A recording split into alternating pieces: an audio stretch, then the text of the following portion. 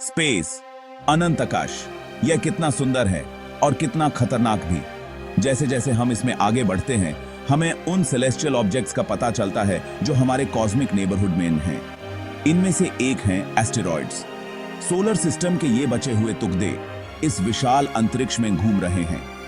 ज्यादातर तो कोई खतरा नहीं है, पर कुछ जैसे एस्टेरॉइड 2023 KQ1 हमें चिंता में डाल देते हैं। 2023 में डिस्कवर हुआ ये सेलेस्टियल ट्रैवलर एक पोटेंशियली हैजर्डस एस्टेरॉइड है। इसका जो ट्रेजेक्टरी प्रिडिक्ट किया गया है, उस हिसाब से ये 2038 में अर्थ के बहुत पास से गुजरेगा। अभी तक तो ये पक्का नहीं है कि कितना पास से, पर इम्पैक्ट की पॉसिबिलिटी चाहे कितनी भी कम क्यों ना हो, हमें याद दिलाती है कि हमारा प्लैनेट कितना वल्नरेबल है इस ग्रैंड कॉस्मिक बैले में। ईयर 2038 अभी तो बहुत दूर है, पर कॉस्मिक टाइम के हिसाब से ये बस एक पल है।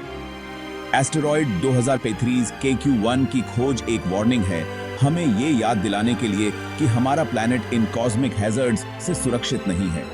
ये कोई साइंस फिक्शन या हॉलीवुड फिल्म की बात नहीं है, ये एक सचमुच की चिंता है और हमें मिलकर नियर अर्थ ऑब्जेक्ट्स से होने वाले खतरों को समझना होगा और उनसे बचने के लिए तैयार रहना होगा।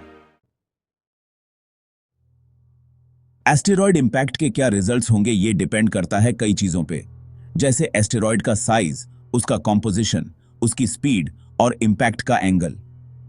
अगर हम एस्टेरॉइड 2023 KQ1 की बात करें तो इसका एस्टिमेटेड साइज चाहे प्लैनेट शैटरिंग ना हो, फिर भी काफी बड़ा है रीजनल डेवस्टेशन करने के लिए। इतने बड़े इंपैक्ट से अकल्पनीय एनर्जी रिलीज होगी, हजारों न्यूक्लियर वेपन्स के एक साथ डिटोनेट होने के बराबर। टुरेंट ही भयानक डिस्ट्रक्शन होगी, आग, सुनामीज और भूकंप से पूरा अफेक्टेड रीजन तबाह हो जाएगा। लॉन्ग टर्म इफेक्ट्स भी उतने ही भयानक होंगे।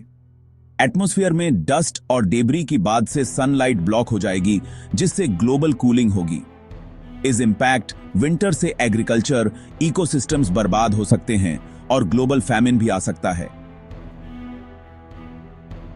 एस्टेरॉइड का इंपैक्ट चाहे एक्सटिंक्शन लेवल इवेंट ना भी हो, हमें याद दिलाता है कि अर्थ पर लाइफ कितनी नाजुक है।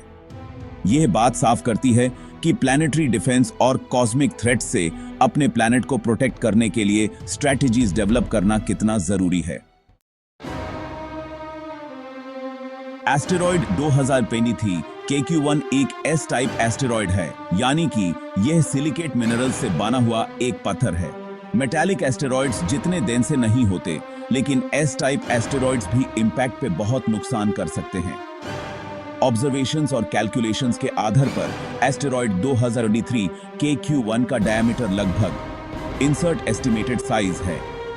इस साइज की वजह से ये पोटेंशियली हैजर्डस एस्टेरॉइड्स की कैटेगरी में आता है, यानी ऐसे ऑब्जेक्ट्स जो अर्थ से कलाइड होने पर बहुत ज्यादा नुकसान कर सकते हैं।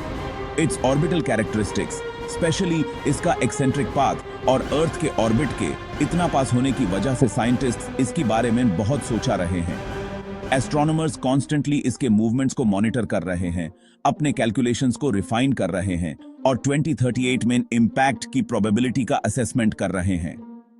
एस्टेरॉइड 2003 KQ1 का कॉम्पोजिशन, साइज और ट्रेजेक्टरी समझना बहुत जरूरी है इफेक्टिव मिटिगेशन स्ट्रेटजीज डेवलप करने के लिए।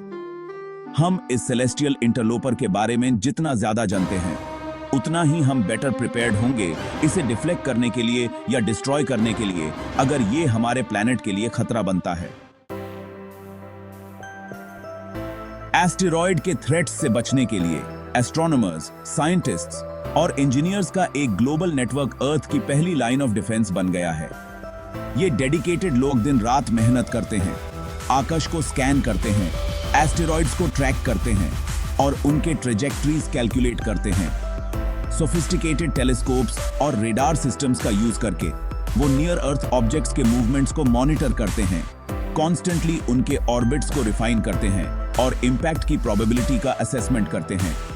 उनके कलेक्ट किए गए डेटा अर्ली वार्निंग सिस्टम्स के लिए और पोटेंशियल थ्रेट्स को मिटिगेट करने के लिए स्ट्रैटेजीज डेवलप करने के लिए बहुत जरूरी होता है। प्लैनेटरी डिफेंस का फील्ड तेज गति से इवॉल्व हो रहा है। नई टेक्नोलॉजीज और टेक्निक्स डेवलप की जा रही हैं अर्थ के लिए खतरा पैदा करने वाले एस्ट्रॉइड्स को डिफ्लेक्ट करने के लिए या डिस्ट्रॉय करने के लिए। इनमें किनेटिक इंपैक्टर्स, ग्रेविटी ट्रैक्टर्स और लास्ट रिजॉर्ट के तौर पर न्यूक्लियर ऑप्शंस भी शामिल हैं।